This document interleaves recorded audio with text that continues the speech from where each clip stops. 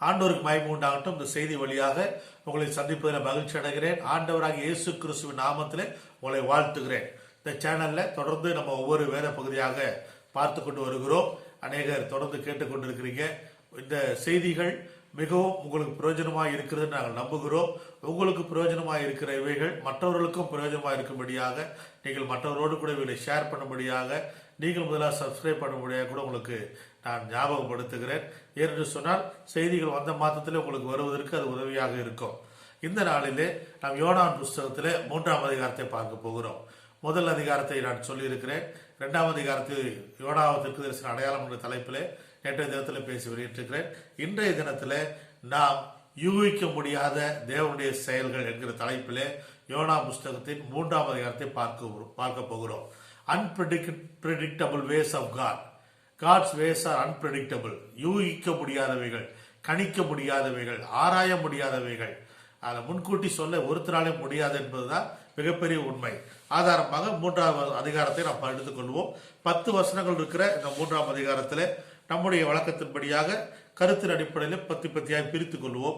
1, 2 முதல் பகுதியாக எடுத்துக்கொள்கிறேன், உங்களுக்கு வாசிக்கிறேன். 2ஆம் தரம் கர்த்தருடைய வார்த்தை யோனாக்கு உண்டாகிய அவர், நீ எழுந்து மகா நகரமாக நினிவேக்கு போய் நான் உனக்கு கற்பிக்கும் வார்த்தையை அதற்கு விரோதமாக பிரசங்கி என்றார். 1ஆம் அதிகாரத்தில் 1ஆம் வசனமும் இது ஒரே மாதிரி இருக்குது, நீங்க பார்க்கலாம். அங்கேயும் சொன்னாரு, கர்த்தருடைய வார்த்தை உண்டாகி நீ போய் மகா நகரமாக நினிவேக்கு விரோதமாக பிரசங்கி என்று சொன்னார்.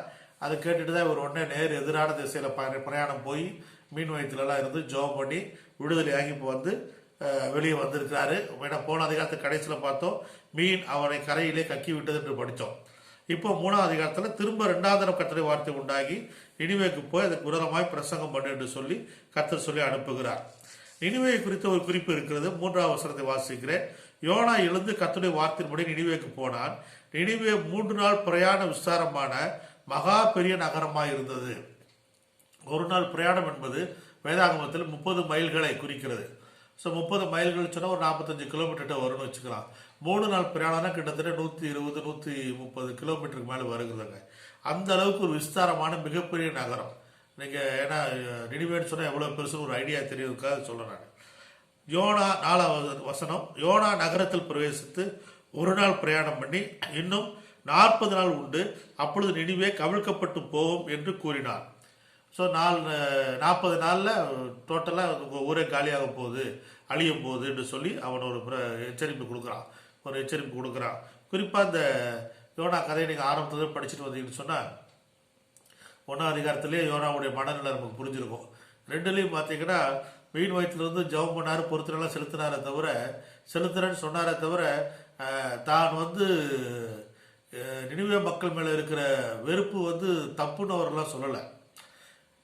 ஆமாம், சொன்ன வேலையை சொல்லி கட்டர் கட்டாயப்படுத்துறாரு, அதனால செய்யணுங்கிறத அவருடைய மனநிலையாக இருந்துச்சு தவிர நினிவே மக்கள் மேலே இருந்த அவருடைய கோபமோ வெறுப்போ அதை விட்டு மனம் திரும்பினாலும் நீங்கள் பார்க்கவே முடியாது.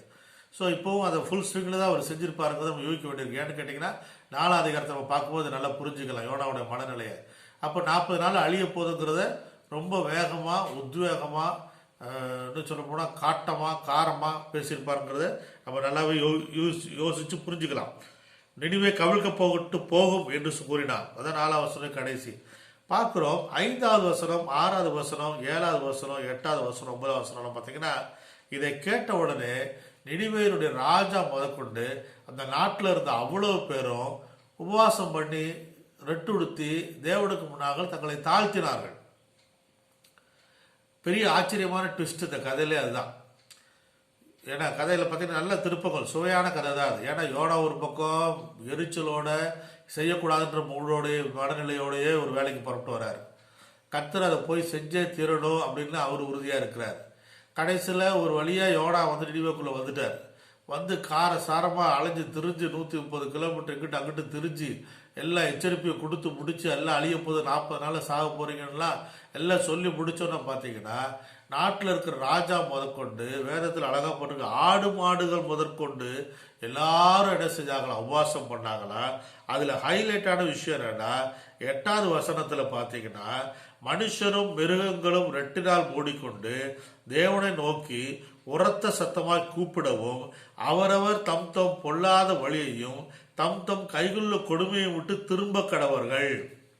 9வது வசனம், யாருக்கு தெரியும் நாம் அழிந்து போகாதபடிக்கு ஒருவேளை தேவன் மனஸ்தாபப்பட்டு தம்முடைய உக்கிர கோபத்தை விட்டு திரும்பினாலும் திரும்புவார் என்று கூற சொன்னார். அப்ப யோனாவுடைய இந்த எரிச்சல் நிறைந்த, கோபம் நிறைந்த, வேகம் நிறைந்த, வெறுப்பு நிறைந்த பிரசங்கத்தை கேட்டு நினிவே மக்களுக்கு பயம் உண்டாகி, ஒருவேளை தேவனை இறக்கப்பட வைக்கிறதுக்கு என்ன செய்யலாம் அப்படின்னா ஒரே வழி உபவாசம் போடுவோம். அதோடு மாத்திரம் இல்ல, ரொம்ப அருமையான ஒரு சூட்சுமத்தை சொல்றாங்க. அவரவர் தம் தம் பொல்லாத வழியையும் தம் தம் கைகளில் கொடுமையும் விட்டு திரும்ப கடவர்கள். நம்ம செயல்களெல்லாம் மாத்திருவோம், வாழ்க்கையை மாற்றுவோம் என்று சொல்லி எல்லாம் ஒரு தீர்மானத்தோட மொத்த தேசமே உபவாசம் போட்டு உட்காந்தாச்சு.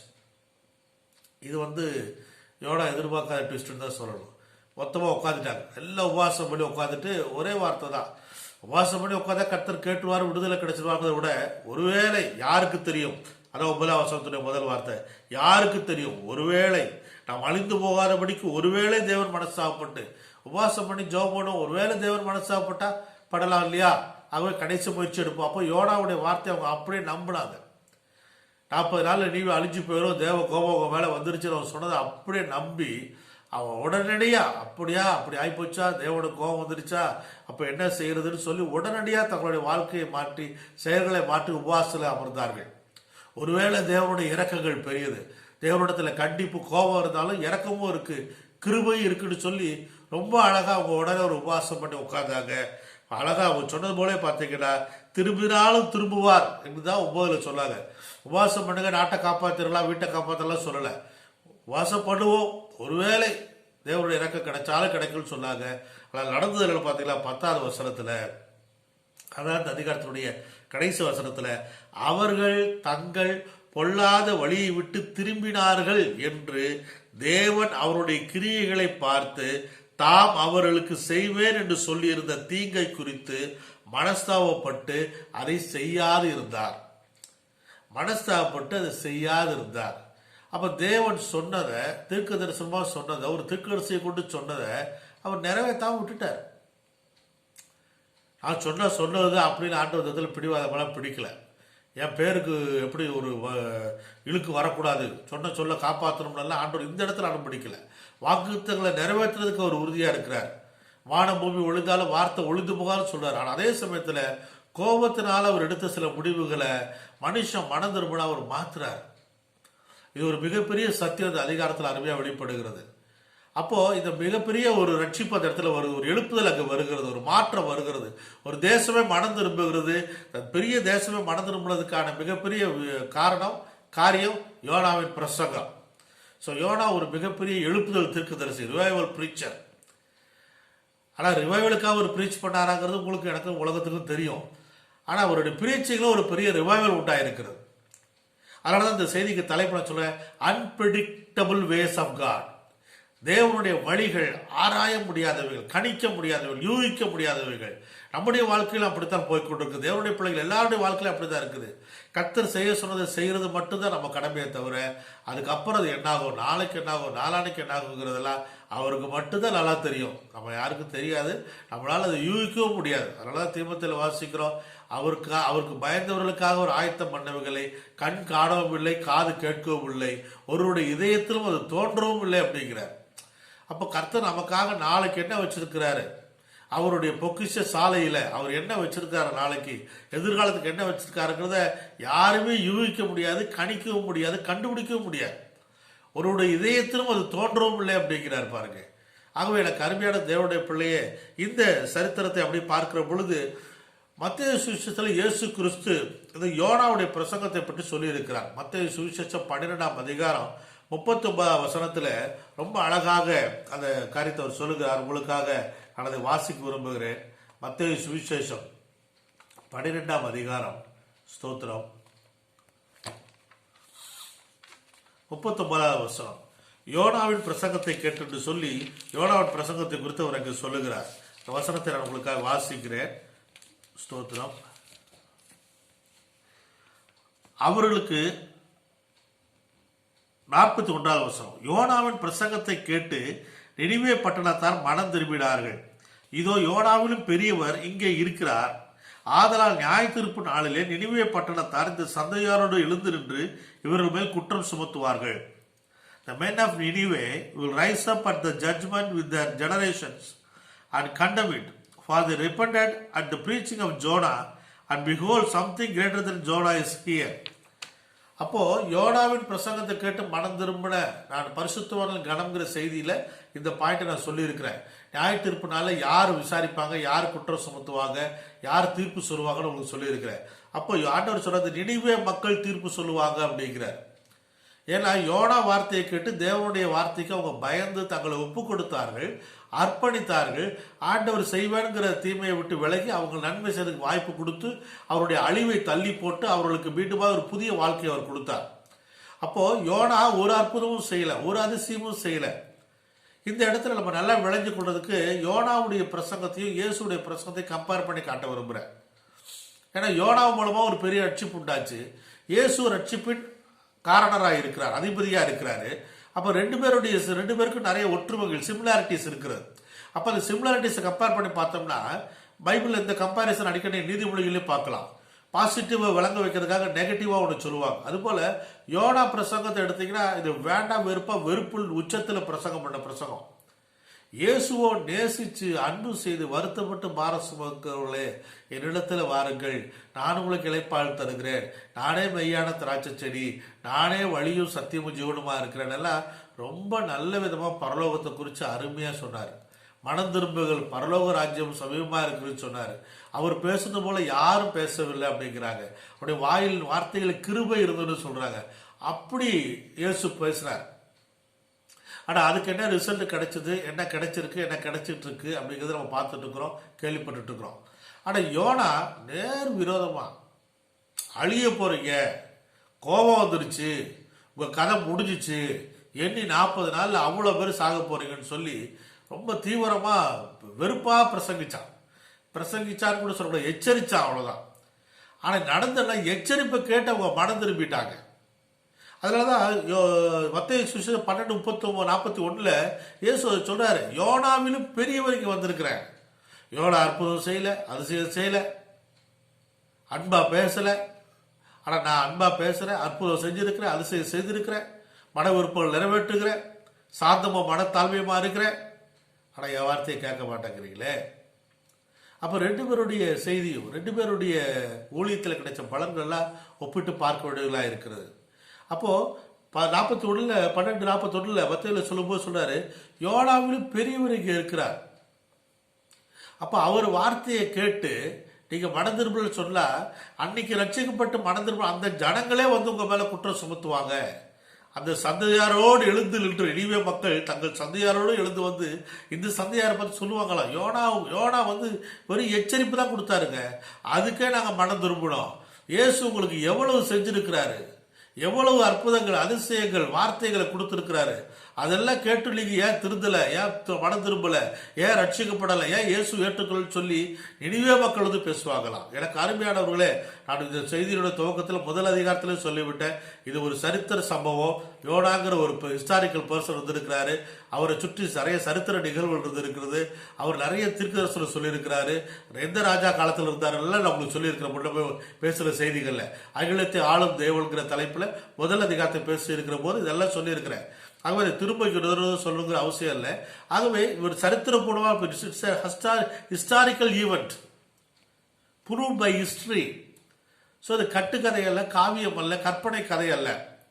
ஆகவே யோனாவிலும் பெரியவர் இயேசு கிறிஸ்து. அப்ப இன்றைக்கு வாழ்கிற நமக்கு இதுல இருந்து என்ன அப்ளிகேஷன் நம்ம எடுக்கலாம் அப்படின்னு கேட்டீங்கன்னா, யோனாவின் செய்தியை கேட்டே ஒரு பெரிய நாடே மனம் திரும்பி இருக்குது. அப்ப இயேசுடைய செய்தியை கேட்டு நாடு நீங்களும் மனம் திரும்பலன்னு சொன்னா அது நமக்கு தப்பிச்சுக்க ஏதாவது வழி இருக்குதா? ஒரு மாபெரும் செய்தி. இப்ப யோனா வச்சுக்கிட்டு நீங்க பேசுறீங்கன்னா, யோனாவுக்கும் பார்த்தீங்கன்னா போய் சொல்லுன்னு சொல்ல யோனாவுக்கே யூகிக்க முடியல. அந்த 4ஆம் அதிகாரத்தில் கத்த கூட நம்ம பார்க்க போகிறோம். யோனாவே யூகிக்க முடியல, இவங்கெல்லாம் மனம் திரும்பிடுவாங்கன்னு. ஆனால் கர்த்தர் யூகிச்சிருப்பாரு தான் நம்ம நினைக்க வேண்டியிருக்கு. ஏன்னு கேட்டால் இல்லாட்டி கர்த்தர் இவ்வளோ கட்டாயப்படுத்தி அனுப்பி இருக்க மாட்டார். So God's ways are unpredictable. நம்மளால யூகிக்கவே முடியாதுங்க. செய்ய சொன்னது செய்யறது நமக்கு ஒரு வழி கிடையாது. ஆகவே எனக்கு அருமையான தேவனுடைய பிள்ளையை இந்த செய்தியுடைய நிறைவுக்கு நான் கடந்து வருகிறேன். இந்த நாட்களிலே பயங்கரமான சூழ்நிலைகள், கொடுமையான சூழ்நிலைகள், இறப்புகள், இழப்புகள், நெருக்கங்கள், குறைவுகள் நடுவில் வாழ்கிற நமக்கு இந்த நேரத்தில் ஆண்டுடைய வார்த்தை தான் பெரிய ஆறுதலும் பலனுமாய் நமக்கு இருக்கிறது. அப்போ ஆண்டுடைய வார்த்தையை குறித்து பார்க்கும் பொழுது அவைகள் மிகவும் மிருதுவானவைகளாக, அன்பு நிறைந்தவர்களாக, ரொம்ப சாஃப்டாக, கன்சோலிங்காக, கம்ஃபர்டிங்காக இருக்குது. ஆனால் அதுக்காக அதை குறைச்சி நினைச்சிடாதீங்க. யோனாவுடைய எச்சரிப்பு பிரசங்கத்தை கேட்டு மிகப்பெரிய நாடாகிய நினிவே மனம் திரும்பியது. யோவான் சொன்ன எச்சரிப்பின் செய்தியை கேட்டு அன்றைக்கு இஸ்ரேல் மக்கள் அத்தனை பேரை ஞானஸ்நானம் பெற்றார்கள். ஆனால் இயேசுடைய செய்தியை கேட்டு இன்றைக்கு உலகத்தில் வாழ்ந்து கொடுக்கிற மக்கள் என்ன செய்து கொண்டிருக்கார்கள் என்பது நம்ம பார்த்துக்கிட்டு இருக்கிறோம். ஆனால் கேள்வி என்னன்னா, நீங்க என்ன செய்றீங்க, நான் என்ன செய்றீங்க அப்படிங்கிறதா. கர்த்தர் சீக்கிரம் வருகிறார் என்று விசுவாசிப்போம் என்று சொன்னால் அதற்குரிய ஆயத்தத்தோடு காணப்படுவோம். இப்போ கடைசி நேரத்தில் யாருக்கையும் அழிஞ்சு போகாம காப்பாற்றணும் அப்படிங்கிறது தேவனுடைய திருச்சித்தமாக இருக்கிறது. அப்போ அதனால தான் அழிக்கிறதுக்கு முன்னாடி 40 நாளைக்கு முன்னாடி ஒரு தடவை போய் கடைசியாக ஒரு எச்சரிப்பு கொடுத்துருவோம் அப்படிங்கிறத தேவன் செய்கிறாரு. ஒரு எச்சரிப்பை கடைசியாக கொடுத்துருவோம்ப்பா, அதுக்கப்புறமும் கேட்காம தங்கள் முடிவை எடுத்துக்கிட்டாங்கன்னா அவங்க பிரியம்.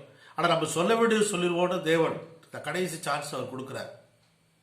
இன்னொரு வகையில் கூட இந்த 2 செய்தி கம்பேர் பண்ண விரும்புகிறேன். யோனாவின் செய்தி பார்த்தீங்கன்னா அவன் முடிவை சொல்லலாம். இயேசுடைய செய்தி பார்த்தீங்கன்னா காத்திருக்கிற அருமையான ஆசீர்வாதங்களை சொன்னார். பரலோகராஜ்யம் சமீபத்திருக்குதுன்னு சொன்னார். யோனா சொன்னால் அழிவு வந்துருச்சுன்னு சொன்னான். ரெண்டும் கரெக்டு தான். ஒன்று பாசிட்டிவாக ஒன்றோட நெகட்டிவான்னு சொன்னாலும் சொன்ன விதத்தில் வித்தியாசம் இருக்கிறது. ஆனால் சொன்ன செய்திகள் ரெண்டும் அருமையான செய்திகள் தான். ஸோ யோனாவின் செய்தி இன்றைக்கும் தேவையாய்த்தான் இருக்கிறது. இந்த கொரோனா காலத்தில் கொரோனா எப்படி பரவுது, எந்த வகையில் அது தாக்கத்தை உண்டு போடுறதில்ல, இன்னுமே அன்பிரடிக்டபுளாக தான் இருக்கிறது. யாருக்குமே தெரியல, போயிட்டே இருக்கு. அப்படியே ஊரடங்கு தேவையில்லைன்னு தெரியல, வெளியே போகலாமா வேணாமான்னு தெரியல. ஆனால் ஒன்று மாத்திரம் தெரியும், கடவுள் ஒரு வாய்ப்பு கொடுக்குறார் அவரை தேடுவதற்கு. இயேசு ஒரு சந்தர்ப்பம் கொடுக்குற அவரை தேடுவதற்கு. ஒருவேளை செய்தியை கேட்கிற நீங்கள் இன்னும் ரட்சிக்கப்படாமல், ஞானஸ்நானம் பெறாமல், ஆண்டவருடைய பிள்ளையாக மாறாமல் இருந்தால் நீங்கள் உங்களை ஆண்டவருடைய பிள்ளையாக மாற்றிக்கொள்வதற்கு ஒரு நல்ல வாய்ப்பு ஆண்டவர் கொடுக்கிறார். அவர் வாய்ப்பை பயன்படுத்திக் கொள்ளுங்கள். ஒருவேளை ரட்சிக்கப்பட்டவர்களாக இருந்து, ஞானஸ்நானம் பெற்றவர்களாக இருந்தோ பின்வாரி போயிரு, ஒருவேளை சோர்ந்து போயிருந்தீங்களா, கர்த்தர் உங்களை கூப்பிடுறாரு. இனிமே மக்கள் மன திரும்புங்க, சீக்கிரம் வருகிற என் ராஜ்யத்துக்கு நீங்கள் வேணும்னு சொல்லி கர்த்தர் உங்களை கூப்பிடுகிறார். எனக்கு அருமையான தேவனுடைய பிள்ளையை, உடைய ரட்சிக்கப்பட்டு பரிசுத்தை காத்துக்கிட்டு ஆயத்தமாக இருக்கிற தேவனுடைய பிள்ளையா இருந்தா நீங்கள் மகிழ்ந்து களி கூறுங்கள். உங்களுக்கான வெகுமதி அவரோடு கூட வந்து கொண்டு இருக்கிறது. நான் வரும்போது அவரவனுக்குரிய கிரியைகளுக்கு தக்க பலனை என்னோடு கூட கொண்டு வருகிறேன் என்று ஆண்டு வாக்கு பண்ணியிருக்கார். அவர் மகிழ்ச்சியோடு இருப்போம். நாம் அழைத்தவர் உண்மையுள்ளவர், வாக்களித்தவர் உண்மையுள்ளவர், வாக்குத்தப்பட்டவர் உண்மையுள்ளவர். அவர் சொன்னதெல்லாம் நிறைவேற்றுவார். அவர் தீங்குக்கு தான் மனஸ்தாபப்படுவார். வாக்குத்தில் உண்மையுள்ளவராக இருக்கிறார். யோனாவை கொண்டு ஒரு தீங்காக ஒரு எச்சரிப்பான ஒரு செய்தியை கேட்டு அவ்வளோ பெரிய விளைவை உண்டு பண்ணி நினிவே மக்கள் அவ்வளோ பெரிய அக்கிரமம் பரலோகம் வரைக்கும் வந்து எட்டுனதுன்னு 1ஆம் அதிகாரத்தில் சொல்ல தேவன் மனஸ்தாபப்பட்டு அதை இறக்கத்தோடு மன்னிச்சாருன்னு சொன்னா எனக்கு உங்களுக்கு எவ்வளோ அதிகமாக இறக்கம் செய்வார். ஜெபம் பண்ணுவோமா? என்னுடைய கிருபைக்குள்ளாய் நாம் நம்ம ஒப்புவிப்போம், கண்களை விடுவோம். மகா இறக்கவும் கிருபை அன்பு தகப்பனே, ஆசீர்வதிக்கப்பட்ட இந்த செய்தியின் வேலைக்காய் நன்றி செலுத்துகிறேன். ஜெபிக்கிற ஒவ்வொருவருக்காக நோக்கி பார்க்கிறேன். எங்களுக்காக உடைய சொந்த ரத்தத்தோடு கூட பிதாவின் சமூகத்தில் பரிந்து பேசுகிறீர்கள். இயேசு ராஜாவே, உடைய இரக்கத்தால் எங்களை மூடும், உடைய கிருபையால் எங்களை மூடுவீராக, உடைய பாதுகாப்பினால் எங்களை மூடுவீராக. ஜெபிக்கிற ஒவ்வொருவரையும் குடும்பத்தையும் இயேசுவின் நாமத்தில் ஆசீர்வாதத்தை ஜெபிக்கிறேன். இயேசுவின் ரத்தத்தால் முத்திரிட்டு நான் ஜெபிக்கிறேன். யோனாவின் எச்சரிப்பை கேட்டு திரும்பின நீவே மக்களைப் போல அல்லாமல் இயேசுடைய அன்பான அழைப்பை கேட்டு மன திரும்பி உமக்குரிய பிள்ளைகளாய் வாழ, புத்தியுள்ள கனிகளாய் நிலைத்து நிற்க கர்த்தாவே செய்தி கேட்க ஒவ்வொருவருக்கும் அனுகிரகம் பண்ணும். வருகையில் உடைய ராஜ்யத்தில் காணப்பட ஒவ்வொருவருக்கும் இறக்கம் செய்வீராக. ஆசீர்வத்து ஜெபிக்கிறேன். குறைவு நேரத்தில் எல்லா குறையும் நிறைவாக்கும். பிலிப்பில் எழுதியிருக்கிறபடி மகிமையின் ஐஸ்வர்யத்தினால் எங்கள் குறைவுகளை எல்லாம் கிறிஸ்து இயேசுக்குள் மகிமையில் நிறைவாக்குவார் எழுதியிருக்கிறபடி எல்லா தேவைகளையும் சந்தியும், திருப்தியாக்கும், மீதமெடுக்க உதவி செய்யுங்க. பஞ்ச காலத்திலும் ஈசாக்கு ஆசீர்வத்தது போல பிள்ளைகள் ஒவ்வொருவரையும் ஆசீர்வதியும். இயேசுவின் நாமத்தில் ஆசீர்வத்தை ஜெபிக்கிறேன். தீர்க்க ஆயுசையும் பூர்ண ஆரோக்கியத்தை கண்டு ஜெபிக்கிறேன். இயேசுவின் நாமத்தில் ஜெபிக்கிறேன் நல்ல பிதாவே. ஆமென், ஆமென்.